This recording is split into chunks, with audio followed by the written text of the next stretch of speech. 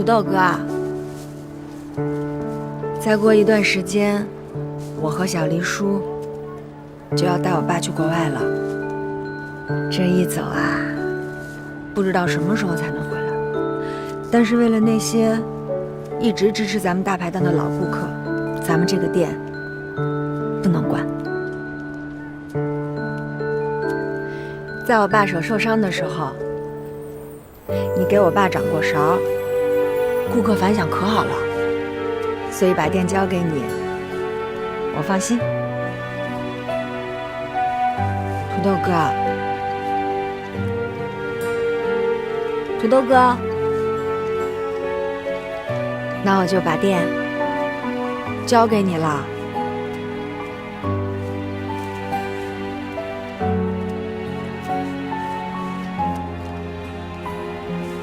小雅，你跟叔叔去国外了，不会不回来的吧？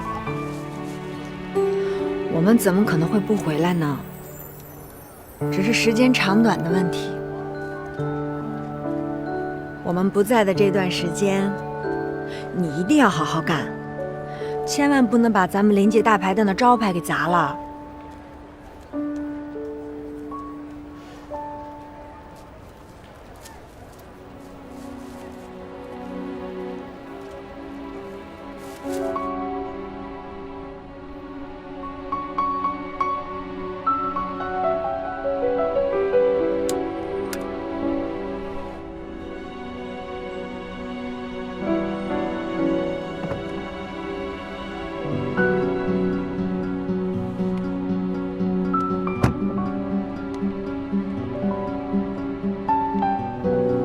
你这么晚了，不在医院陪着小瑞，你跑到这儿来干什么？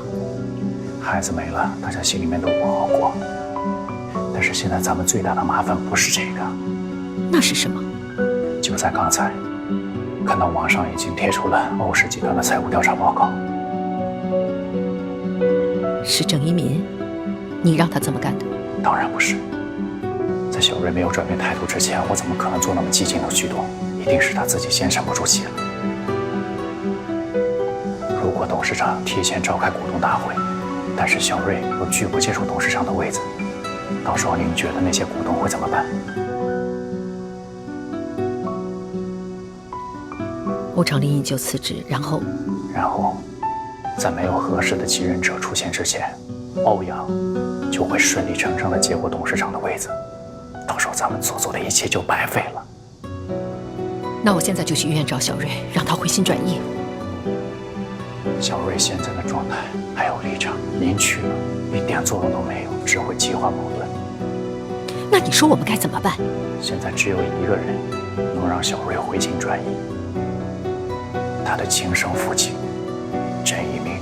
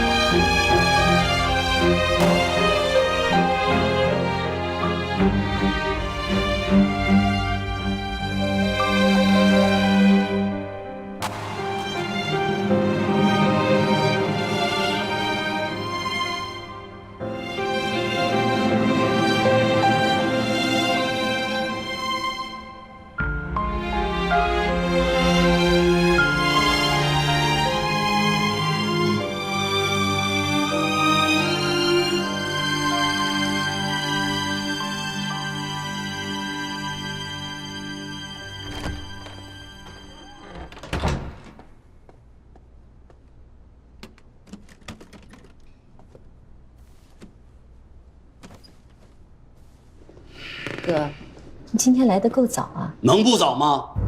在你给我转让股权时，其实你早就知道今天会发生这样的事儿吧？等股市一开盘，欧氏的股价一定会断崖式的暴跌。你不在乎钱，我还在乎钱呢。哥，只要小瑞能安安稳稳坐上董事会主席的位子，其他的对于我来说都不重要。对我很重要。哥，你放心，今天亏你的，将来我一定加倍的补偿你。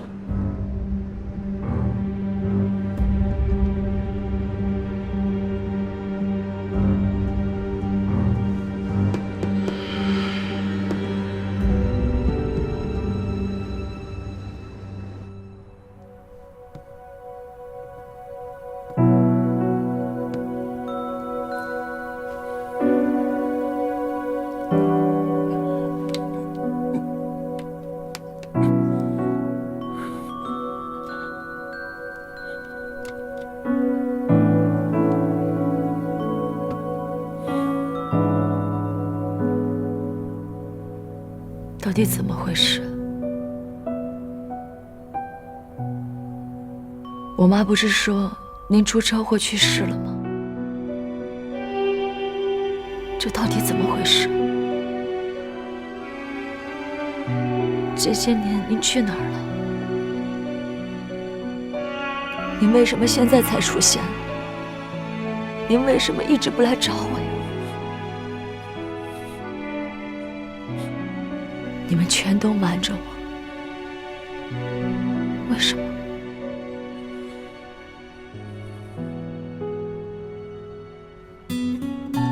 这么多年，我一直以为您早就不在了。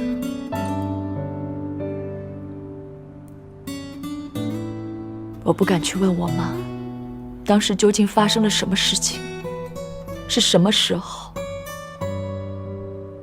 在哪儿出的事。我只能把您消失的那一天当做您的忌日。可您知道，那天是我的生日。我从那天起再也没有过过一次生日。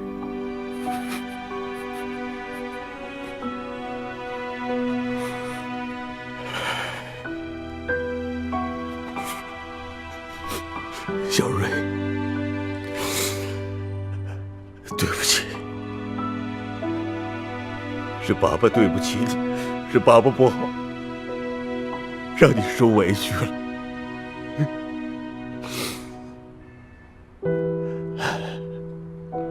你千万不要怪你妈妈，她做的没错，是爸爸做的不好，爸爸做了错事。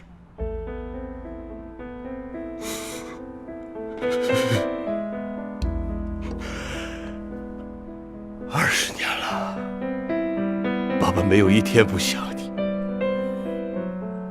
正是因为想你，我才能撑过这20年。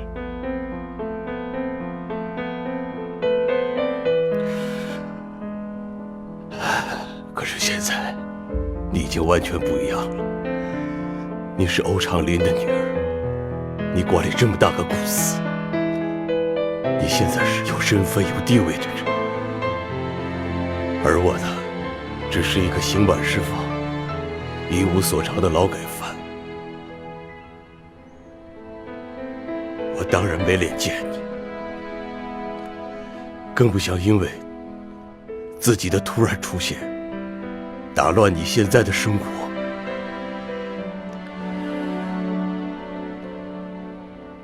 你妈妈看我生活窘迫，把我开了这家店。我也能够时不时的从他和陈哲的口里知道一些你的近况。有时候爸爸忍不住会去偷偷看你，这样已经挺好，我已经挺满足了。到底发生了什么事？你为什么会去坐牢？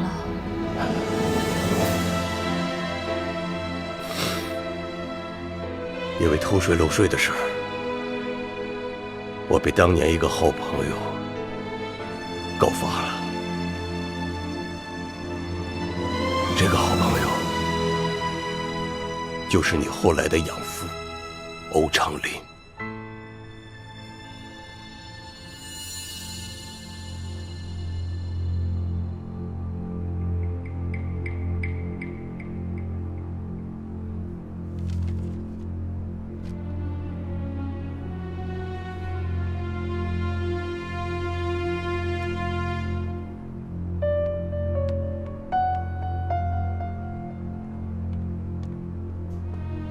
爸，为什么公司会出现税务上的问题？这件事到底跟您有没有关系啊？一会儿我会向所有的股东原原本本的说清这件事情。你放心吧。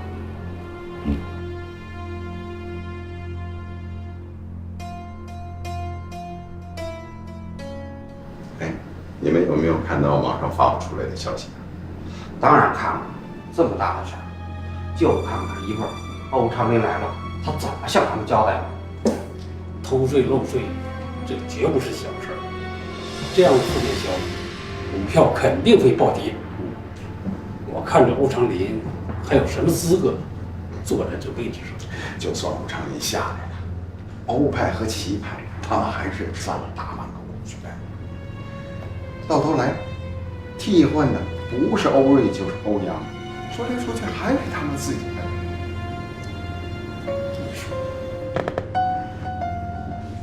我听说，欧瑞自打回来云以后，越来越少处理公司的事务了。如果这个时候欧长林宣布欧阳与徐洪山女儿的婚事，用来挽救公司的颓势，而欧瑞也无意接手集团董事长的位子，那你的计划不就全落空了？哥，你说的这种事情永远都不会发生。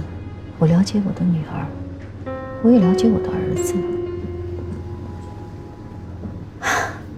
欧氏集团改朝换代的日子就要来了。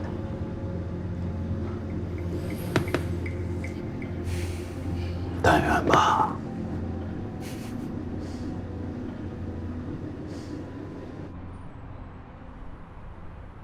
当年，你妈妈嫁给我，也是承受了来自她家里巨大的压力。那个时候的我，空有一副雄心壮志，除此之外一无所有，所以她家里根本不会同意。可是你妈妈，还是瞒着她家里，偷偷的跟我结了婚。所以那时候我暗暗下定决心，一定要干出一番事业和成绩来，让他们家里接受我。那跟欧长林有什么关系？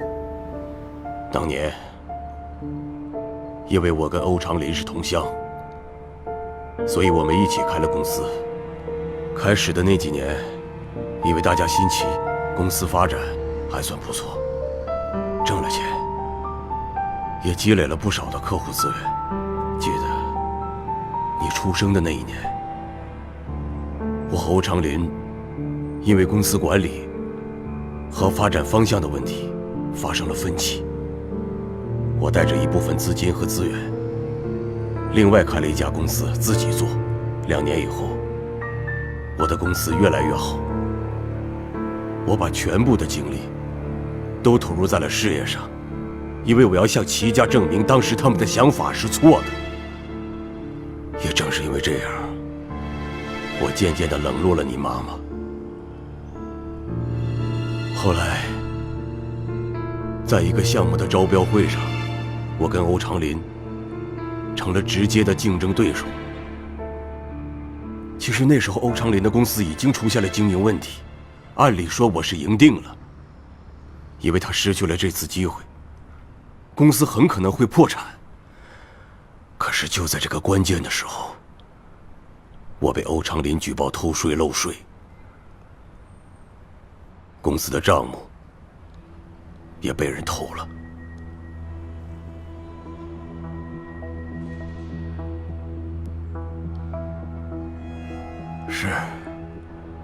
我确实错了。可是欧长林呢？他敢说他的公司就清清白白，一点问题都没有吗？你爸让欧阳进入董事会，是为了通过增资的议案，但是我们不知道那笔资金的来源是在什么地方。查了公司的账目，我才发现，这些年以来，你爸一直在故意削减公司利润。他把一部分的钱转进了一家在巴拿马注册的外资公司户头里边。他这么做既可以避税，又可以拥有一笔随时可以调动的巨额资金。你记不记得那天晚上，我们在你家商量怎么救欧阳的时候，你爸用了1个晚上去调动了3000万的美金。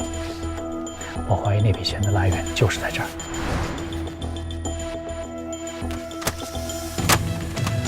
陈真，你究竟想要干什么你？这新闻稿你到底要做什么？啊，说！所以网上关于欧氏集团偷税的消息是您放的？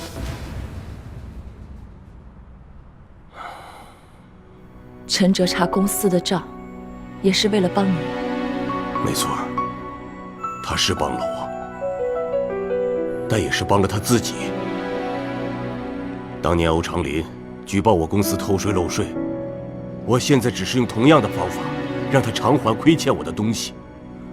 小瑞，我和陈哲还有你妈妈都计划好了，你妈妈和你大舅同进同退，只要偷税的事情暴露出来，其他的股东一定会人心惶惶。在这个关键的时候，你一定要站出来，接任欧氏集团董事会主席的位子。这不仅是你想要的，也是爸爸想要的。哎，要不是当年欧长林阴险使诈，把我踩在脚下，也绝不会有欧氏集团的今天。我要让他为当年的所作所为付出代价。小瑞，你听爸爸的话，20年，欧长林剥夺了我20年养育你、照顾你的权利。你叫郑瑞，你不姓欧，欧长林才是我们郑家最大的仇人。你现在就替爸爸把欧氏集团从欧长林的手里夺回来，好不好啊？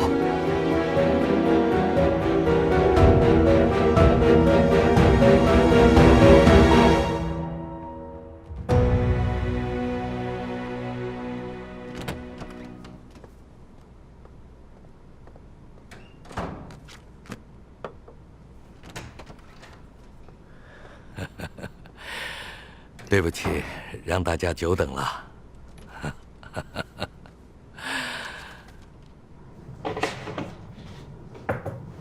会议开始。董事长，在会议开始之前，我觉得你有必要跟大家伙解释一下，关于网上流传的欧氏集团偷税漏税的问题。这也是我们全体股东最关心的问题。今天会议的主要议题，就是想给诸位说明一下网上所传的欧氏集团税务方面的一些问题。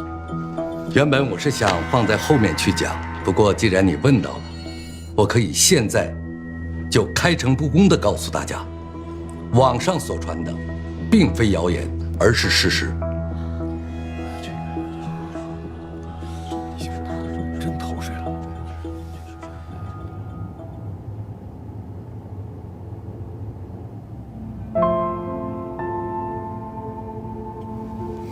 你现在应该明白我的良苦用心了吧？我之前所做的一切，都是为了帮郑叔叔，你的亲生父亲报仇。当我知道欧长林用那么卑鄙的手段害得他入狱，害得他妻离子散，害得你们俩父女20多年都没有见面，你知道我多为你心痛吗？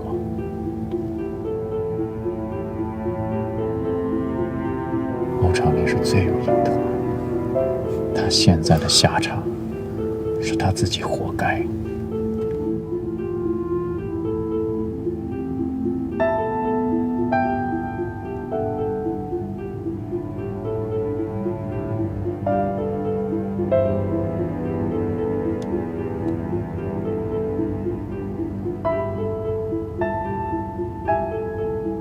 咱们不闹了啊！你知道我多爱你，我已经把我所有能做的一切都做了。欧长林现在已经在垂死的边缘了，那些股东会把他生吞活剥了。只要你出现在股东大会的现场，只要你接过董事长的位置，一切就大功告成了。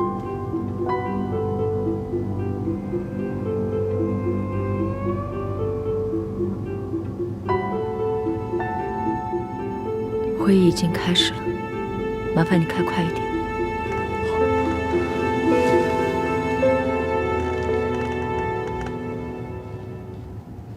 你作为欧氏集团的董事长，竟然瞒着我们做出这种事儿，你损害了我们所有股东的利益。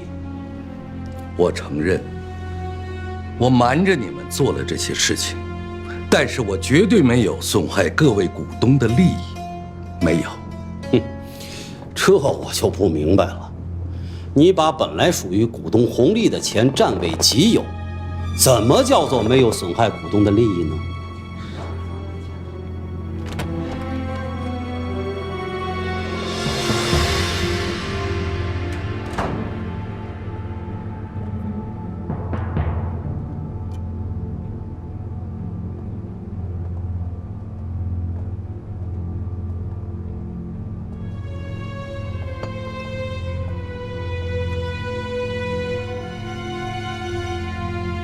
您继续。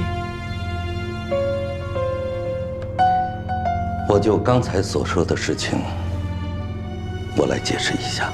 5年前，欧氏集团上市前夕，曾经有过一笔来自海外数额巨大的投资，而正是这笔投资，令集团的现金流充盈。如此利好的消息，令集团上市后的股价一路飙升至发行价的400%。我要说的是，这笔投资正是来自我当年从欧氏集团转移走的钱。试问在座的每一位股东，你们不都是股价飙升的受益者吗？我这么多年所做的一切，都是为了欧氏集团的发展和在座各位的利益呀！那你也涉嫌偷税漏税，给欧氏集团造成了极坏的影响，这你总没得辩驳吧？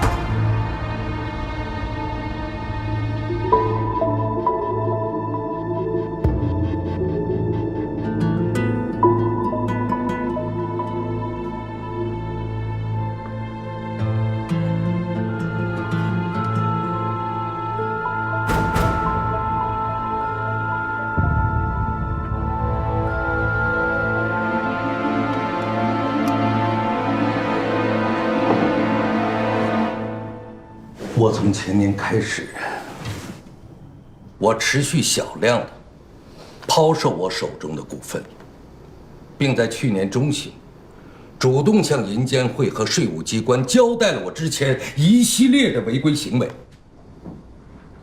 这些是处罚通知书和我缴纳的罚款与滞纳金凭证。而我交纳的罚款，正是我抛售股票套出的现金。就在刚才，我已经把这些凭证发布到网上，并做出了声明。至于民众是否还对欧氏集团抱有信心，只能从股市上的反响来做判断了。欧氏的股票今天一开盘就在下跌，而且还有继续下跌的势头。欧长林，不管你再怎么挽救，你的错误已经导致欧氏集团蒸发掉了上亿的资产，这也让我们大家蒙受了巨大的损失。你不配再坐这个位子了。股票上涨的时候，你怎么不说这种话呢？齐总说得对。所以，今天这个会议，我想宣布的第二件事情就是，从即日起，我将卸任董事长的职位。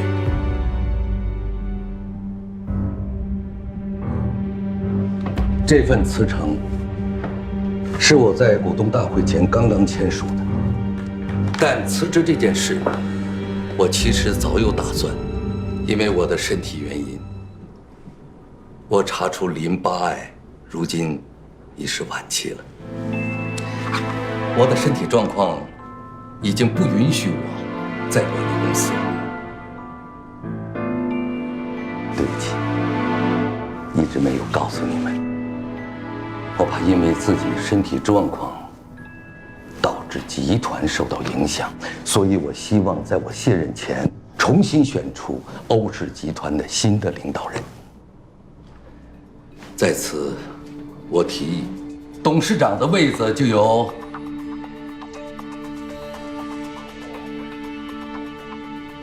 欧瑞担任。常年，你这是……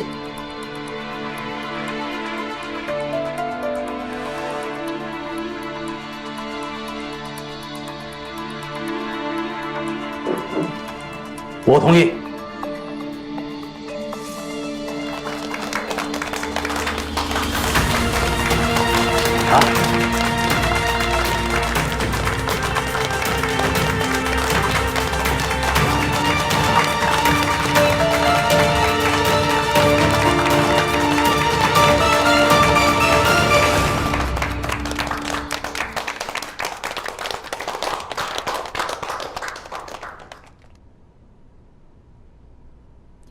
我非常感谢大家对我的信任与支持，但是这个任命，我不能够接受。我不接受的理由非常充分，因为集团偷税漏税的事情，我原本就是知道的。欧总，这件事情跟你没有关系。我向在座的各位隐瞒了真实的情况，我这种做法同样给集团的利益造成了损失。所以我没有资格担任欧氏集团的董事长。那目前没有比你更适合这个位子的人呢？当然有。谁？欧氏集团副总裁欧阳。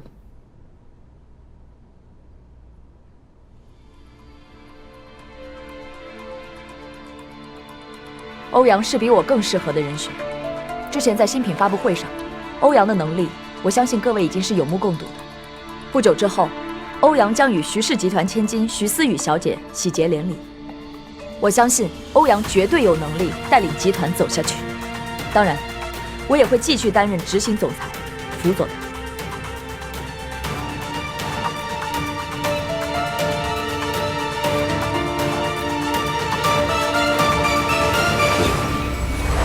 过2天，小瑞妈妈可能会主动联系你，向您无偿出让3%的股权。以换取您这边的选票。他的目的很简单，保小瑞上台。但是我要提醒你，小瑞到时候有可能会拒绝接受任命。你什么意思？我的意思是，如果小瑞拒绝接受任命，那董事长最佳的人选就是你。无利不起早。你告诉我你来的目的，咱们再谈。我的目的很简单，欧氏集团总裁的位子。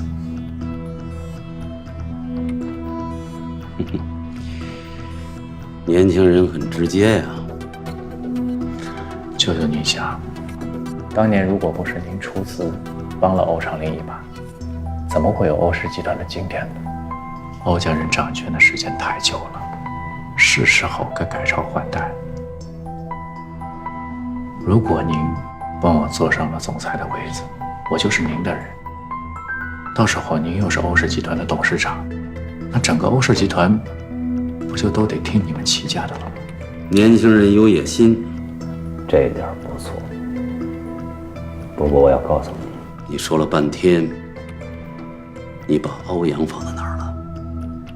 再怎么着，他是欧长林的儿子。再有，欧家和徐家马上就要联姻了，你不管怎么分析，那些股东都不会支持到我的头上来的。舅舅，话不能说太早。不管徐家和欧家是否联姻，欧阳都没有资格做欧氏集团的董事长。何以见得？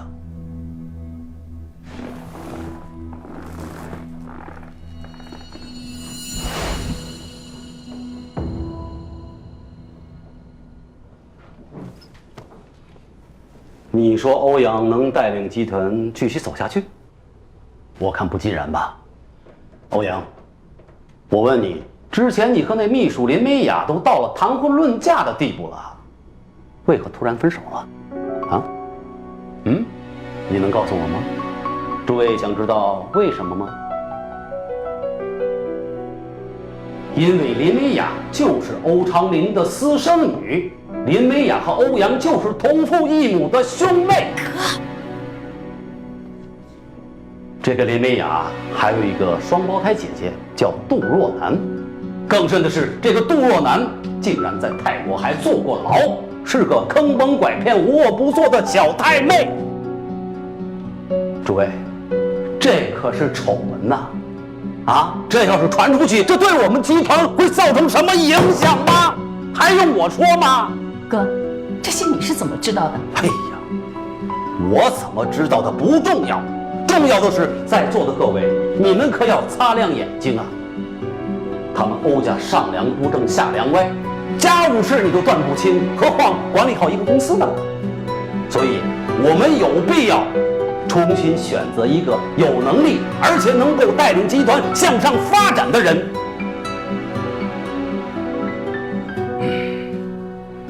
鄙人自荐，我岐山任欧氏集团董事长。欧瑞，你既然不愿意当朕的董事长，我看这个总裁也就免了吧。舅舅，即便您不同意欧阳担任董事长，您也没有什么理由罢免我这个总裁吧？有些人为了一己私利，可真是用心良苦。欧氏集团从刚刚起步到如今的规模与成就，我相信大家是有目共睹的。如果真如他所说的上梁不正下梁歪的话，那么我们欧氏集团也走不到今天。我们家的家务事，我就不拿到这种正式的场合继续讨论下去了。但是最重要的是，一家人在一起要相亲相爱、宽容体谅。既然大家有幸在这辈子成为一家人，那就是缘分，也是福分，所以我们更应该去好好珍惜。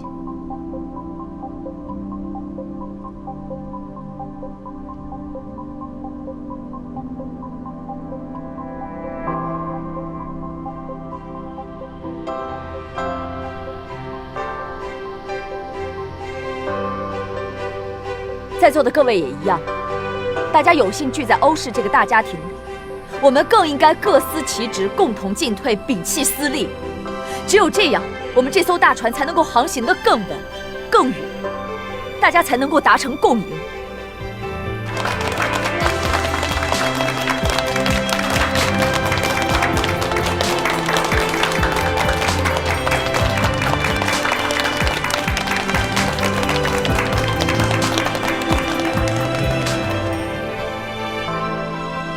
我依旧举荐欧阳担任欧氏集团的董事长，请各位股东看一看欧阳自进入欧氏集团的改变，他的努力，我相信大家是有目共睹的。他和徐思雨小姐的订婚宴也正在筹备当中，到时候还希望各位股东能来光临。